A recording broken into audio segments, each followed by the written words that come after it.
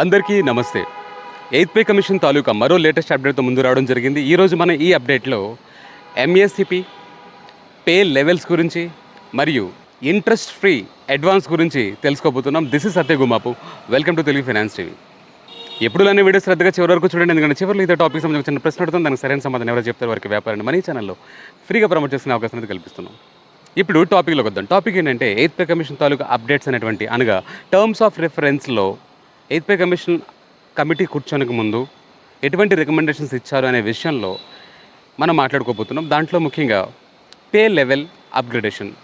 మనందరికీ తెలుసు pay level 1, 2, 3, 4, 5, 6 అని లెవెల్స్ వైజ్ అనేది మనం కేటగరైజ్ చేయడం అనే విషయం అందరికీ తెలిసిందే. దాంట్లో ఈసారి రికమెండేషన్ ఏంటంటే పే లెవెల్ 1ని 2తో మెర్జ్ చేయాలి, 2ని 3తో, 4ని 5తో మెర్జ్ చేసి, అంటే స్టార్టింగ్ పే అనే పే లెవెల్ 3 కనీసం ఉండేలాగా, అంటే పే లెవెల్స్ అనేవి అప్గ్రేడ్ అవుతున్నాయి, శాలరీస్ పెరిగే అవకాశాలు అయితే ఈ రికమెండేషన్ ద్వారా కనబడుతుంది.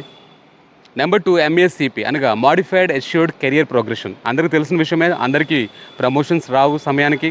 కానీ ప్రమోషన్స్ రాని వారికి కూడా సర్టెన్ టైమ్ స్కేల్ తర్వాత వారికి పే అనేది అప్గ్రేడ్ చేయడం జరుగుతుంది ఈ ఎంఎస్సిపి ద్వారా. అంటే 8 ఇయర్స్లో, 16 ఇయర్స్ తర్వాత, 24 ఇయర్స్ తర్వాత పే అనేది అప్గ్రేడ్ చేయడం జరుగుతుంది. కానీ ఈ ఎంఎస్సిపిలో కూడా కొన్ని అవకతవకలు, ఎక్కడో అసంతృప్తి అయితే కనబడుతుంది కొన్ని సందర్భాల్లో, కొన్ని విషయాల్లో.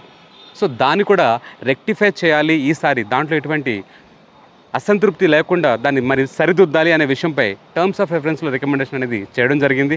నెంబర్ 3 ఇంట్రెస్ట్ ఫ్రీ అడ్వాన్స్ అనగా మీకు గుర్తుండొచ్చు, చాలామంది గతంలో ప్రభుత్వాలు మనకి ల్యాప్టాప్ లోననో, బైక్స్ కోసం లోననో వడ్డీ లేకుండా అడ్వాన్స్ ఇవ్వడం జరిగింది. దాని నుంచే అసలు కట్ చేసుకునేవారు, కానీ ఎటువంటి వడ్డీ దాని మీద ఉండేది కాదు.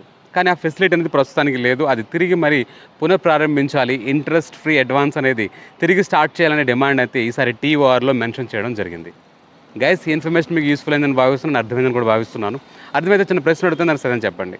ప్రశ్న ఏంటంటే, మనం మాట్లాడుకున్న ఈ వీడియోలో టీఓఆర్ అనే పదం నేను వాడాను. దాని ఫుల్ ఫామ్ ఏంటో మీరు కమెంట్స్లో తెలియపరచండి. గైస్, ఇలాంటి valuable and verified authentic information మన ఈ తెలుగు ఫైనాన్స్ టీవీ ఛానల్ ద్వారా మీకు అందిస్తూ ఉంటాను. Stay tune to Telugu finance TV with the next update. నమస్తే.